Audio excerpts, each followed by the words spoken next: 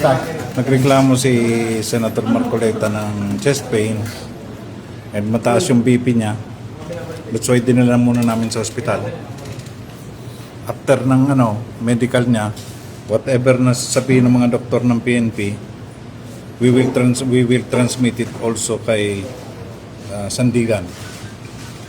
Gano'ng kataas daw ang BP niya sa ito? 150 something. Ano na siya 72 years old na. But si Defensor and the other one, dinala na namin sa Sandigan Bayan for presentation sa court. We will wait for the commitment order. Kung saan sabihin ng Sandigan Bayan dadalin, then that's the time na itatransport sila doon. So makatuwid sa PNP General Hospital po muna si Senator Marcoleta sa pansamantala. We will wait kasi ongoing ang ongoing ang medical niya doon.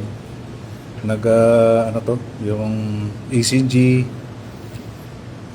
chine-check up siya ngayon ng mga doctors. Then we will inform yung Sandigan. But if he is fit to travel, we will be returning the warrant today sa sa Sandigan, then we will wait. At kasama siya doon.